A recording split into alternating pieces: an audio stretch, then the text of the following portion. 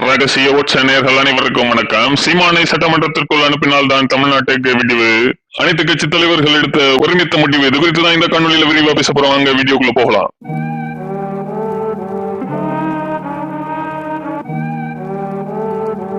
இன்றைய தினம் சட்டமன்ற கூட்டத்தொடர் நடந்து கொண்டிருந்த சூழல்ல சட்டமன்றத்திற்குள்ள ஆளுங்கட்சியும் எதிர்கட்சியும் அப்பாவை காணோம், லாட்டரி, அது இதுன்ட்டு மக்களுக்கு தேவையில்லாத பல விடயங்களை பேசிக் கொண்டிருக்க, சட்டமன்றத்திற்கு வெளியே சட்டமன்றத்திற்குள் போகாத அனைத்து கட்சி தலைவர்களும் ஒருங்கிணைந்து காவிரிக்காக ஒரு மாபெரும் போராட்டத்தை நடத்தியிருந்தாங்க. அதுல நாம் தமிழர் கட்சியின் தலைமை ஒருங்கிணைப்பாளர் சீமான் அவர்களும் கலந்து கொண்டு உரையாற்றியிருந்தாரு. இது இப்போ தமிழ்நாட்டு அரசியல் களத்துல ஒரு மைல்கல்லாகவே பார்க்கப்படுது. ஏன்னா திமுக, அதிமுக, தவக போன்ற கட்சிகள் சட்டமன்றத்திற்குள் இருந்து கொண்டு மக்களுக்கு பயனில்லாத பல விடயங்களை குறித்து விவாதித்துக் கொண்டிருக்கக்கூடிய சூழல்ல சீமான் அவர்கள் தலைமையில பிற அனைத்து கட்சி தலைவர்களும் ஒருங்கிணைந்து காவேரிக்காக போராடியது அப்படிங்கிறது மக்கள் மத்தியில ஒரு மிகப்பெரிய ரெஸ்பான்ஸ் தான் சீமானுக்கு ஏற்படுத்தி இருக்கு அப்படிங்கறது அரசியல் வல்லுநர்களுடைய குற்றம் இருக்கு. அதை தாண்டி வரக்கூடிய அம்பாசமுத்திரம் இடைத்தேர்தல்ல நாம் தமிழர் கட்சியின் தலைமை ஒருங்கிணைப்பாளர் சீமான் அவர்கள் தான் கொலவெறியோடு காத்து கொண்டு இருக்கிறேன், தேர்தலில் வென்று சட்டமன்றத்திற்குள் போக வெறித்தனமா இருக்கேன் அப்படிங்கிற ஒரு அறிவிப்பை ஏற்கனவே வெளியிட்டிருந்த சூழல்ல இப்போ சீமான் அவர்களை சட்டமன்றத்திற்குள் அனுப்பினா நிச்சயமாக சட்டமன்றம் அப்படிங்கிறது ஒரு மக்கள் மன்றமாக மாறும். மக்களுக்கான ஒவ்வொரு பிரச்சனைகளையும் இப்போ எப்படி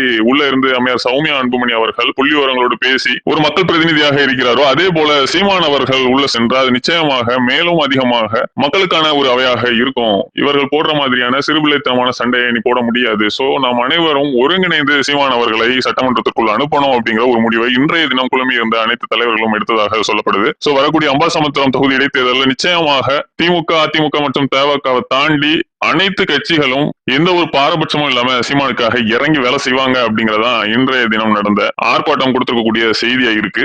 சோ நிச்சயமாக சீமான் அவர்கள் இந்த இடைத்தேர்தலில் வென்று விடுவோம் அப்படிங்கிறதுல ஏற்கனவே 100% நம்பிக்கையோடு இருக்கிறார். ஏன்னா பிரசாந்த் கிஷோர் போன்றவர்கள்லாம் கடந்த சட்டமன்ற தேர்தலில் வெறும் 3% வாக்குகள் வாங்கி இப்ப 50% வாக்குகள் வெற்றி பெற்றிருக்காங்க அப்படிங்கும்போது நிச்சயமாக நாமும் வெற்றி பெறுவோம் அப்படிங்கிறதுல சீமான் அவர்கள் உறுதியா இருக்கிறாரு. சோ இப்போ அனைத்து கட்சி தலைவர்களும் சீமானுக்காக உறுதுணையாக களத்திற்கு வந்து நிற்பது அப்படிங்கிறது சீமான் அவர்களுடைய வெற்றி வாய்ப்பை மேலும் அதிகரித்திருக்கு அப்படிங்கிறதா உண்மை. நன்றி, வணக்கம்.